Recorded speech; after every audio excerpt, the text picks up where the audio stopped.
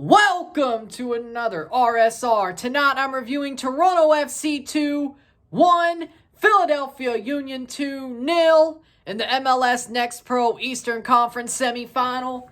Toronto FC 2 wins, and they will move on to face Columbus Crew 2 in the Eastern Conference Final in MLS Next Pro at Columbus at MAPFRA Stadium, historic Crew Stadium. Definitely will be an upset if TFC 2 win, especially the way they played a bit in this match when they were off. But when they were on, they were great. We'll get into that, though. Goal was scored as follows in the 6th minute. While TFC 2's defense, was shoddy and very not in sync, unsynced. TFC 2 has a great run, sort of against the run of play at the time. Temi Ontognalu passes the ball up to Jordan Perruzza, and Jordan Perruzza crosses the ball in to the center of the box, right to Hugo Mbong. Hugo Mbong taps the ball into the net. Matt Freese does nothing. He looks back and just says, I ain't got this. And it goes in to the net. He basically is just standing there, frozen in concrete blocks. And Hugo Mbong gets the goal in the 6th minute for TFC 2, 1-0. That's the way it would go into half. That's the way it would end, even though TFC 2 was playing with fire a bit at the start of the match, at the start of the second half, and at the end of the second half. They were playing with fire a bit. They were tempting fate. But Tobias Time did not call for the Young Reds tonight. TFC 2 hold on, get it done within 90. A pretty good performance, all things considered. There were moments where I definitely was a bit worried. But they held on. They got it done. Gianni Simini's men show up and win their first ever playoff game, their first playoff match, and their first ever playoff win at home at BMO Field. Not as packed as I thought it would be. Shit, it was free. All you would have had to do was just go up there. Hell, even they admitted, from what I heard, is that the RSVP thing wasn't even really a thing. All you had to do was go. Completely free. Should have been a bit more full, but that's by the by. TFC 2-1. People did show out and show up for the Young Reds. I'm happy with that. Full-time stats. 12 shots to 11. 7 shots on goal to 3. 46% possession to 54% possession. 375 passes to 430. 73% pass accuracy to 76. 6 fouls to 17. 4 offside to 3.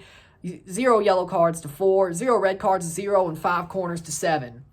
Definitely when it came to that end of the second half, that's where Philadelphia 2 definitely started to build up when it came to getting those stats a bit closer, especially passing, passes, and possession.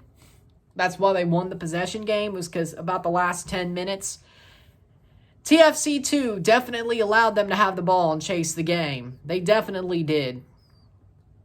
But there were moments around the first 10 minutes of the match, about the first 5 minutes of the second half, and the last 10 minutes of the second half where TFC 2 definitely were on the back foot. They were definitely not as in sync. The defense wasn't as good as they were the other 65 minutes, 70 minutes of the match. They had a really good 70 minutes and a horrible 65-25. Yeah, 65-25, let's say that. 65 minutes of the match were great for TFC 2. 25 were a bit questionable. Very questionable, let me put it like that. Defensively, there were some moments where you definitely didn't feel comfortable, even if we had an actual good goalkeeper in net. In this situation, it definitely felt more like TFC 1, where that defense could fall apart at any moment. Didn't. Luka Gavran did make some good saves that he needed to make, that Alex Bono probably wouldn't have made, but we know this by now. We know this by now, that when it comes down to it, TFC 2, in the end, did just enough to win this playoff match. Does that make us look like a big underdog going into Columbus? It sure does. Especially with the fact that they have one of our former academy players and he scored 2 hat tricks. He scored way more in the last game, but he scored a hat trick today in the past 2 games. Columbus has been on fire. Toronto, they do just enough. Now, we've been pretty close to Columbus when we play them. We do play up to their level. We've played them pretty close, but in a playoff game, you play them close, that's going to send you home. So I would hope, unless things break your way, but playing close never ends well.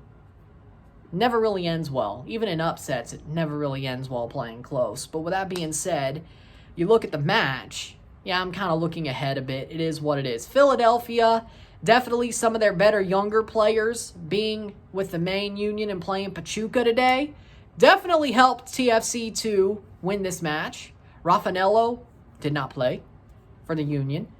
And other bigger, younger players or better younger players did not play for Union 2 tonight. The bench was short. Their team was sort of a 1.5 of their youth team, their second team. It definitely... The game was semi-conceded to TFC before it even started, if we're being honest. The Union wanted to give chances to some of their better younger players in the Pachuca game, and it seems like that was a good idea, at least for the main Union. For the Union 2, it may not have been. But the main Union, the problem with them is that they sort of have this identity of taking those good young players and building them up even better. That's why their academy's so good. So you sort of have to deal with that if you're Union 2. And they know the stakes. They know the rules of their situation. TFC 2, on the other hand, there are some players that are ready for TFC 1, like Temi Ontognalu, Paul Rothrock, Luka Gavran, Hugo Mbong. I'm going to start to say he did get signed to the main team right at the end of the season, but he's still with TFC 2, but he does have a main team contract, but he's ready to play for them, I think.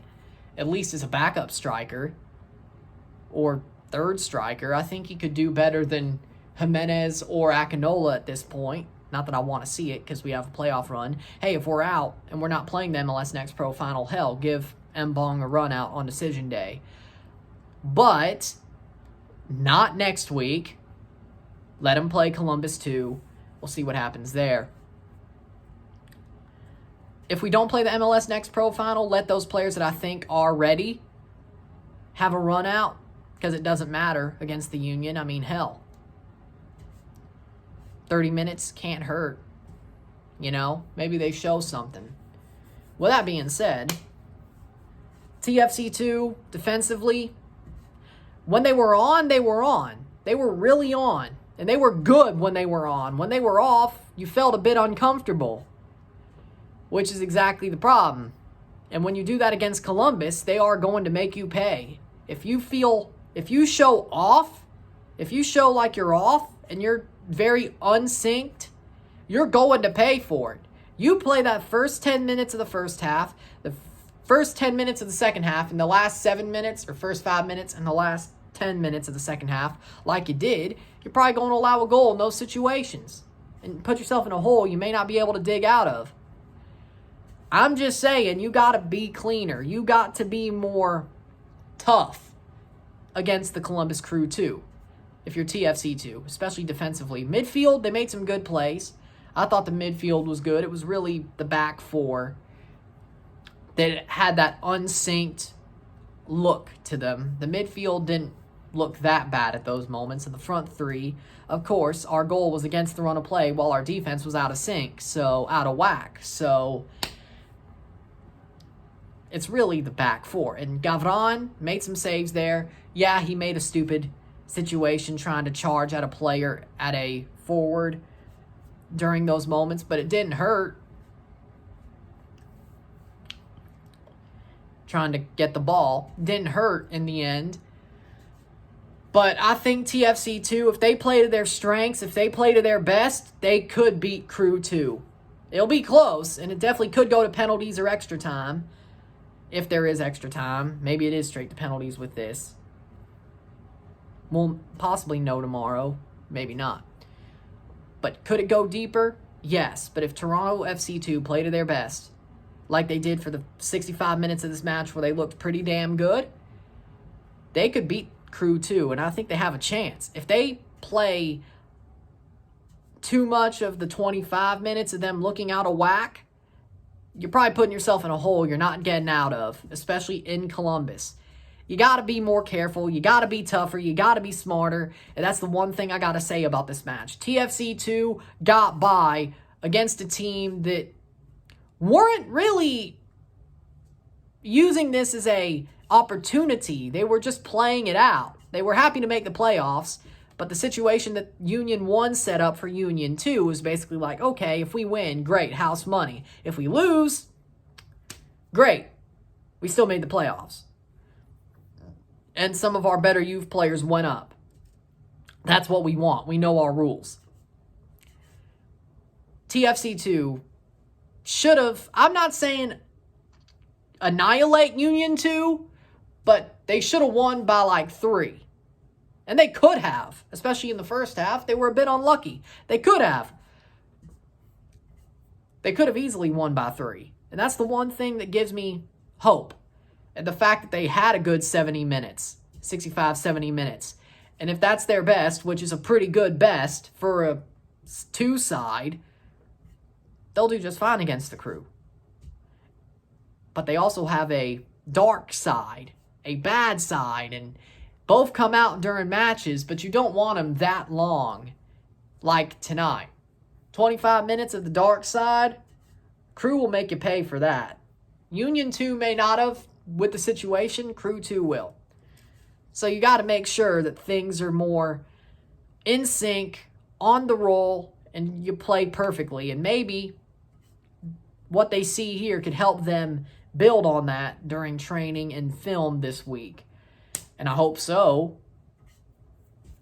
I really want them to be in St. Louis for the MLS Next Pro Final. Of course.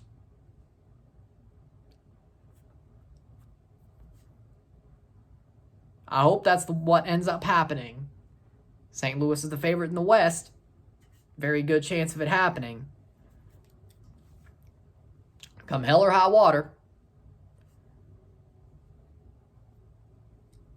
With that being said, man of the match for me, Hugo Mbong. Great goal. The only goal of the match. Good runs. Good pressing. Could have scored more. But he definitely had a great goal there with Antognalu and Peruzza assisting. But Mbong has to be man of the match for me. Luka Gavran didn't have to do that much to where he would be man of the match. So, Hugo Mbong, I agree with MLS Next Pro on their decision there as man of the match. With that being said, if you like this video, like it, share, subscribe. You know what it is. Tell your friends. Hit that like button. Hit that subscribe button. Hit that bell notification. Send super chats on the live streams. Comment on this video. Put this in a playlist. Share with friends and family. All that great stuff. I will see you on Tuesday for a live watch-along and review of Canada versus Uruguay. I'll see you then. Tuesday afternoon, late Tuesday morning, early afternoon. I'll see you then. I'm Ryan and I'm out. Peace. Let's go, Young Reds. Come on. Let's go.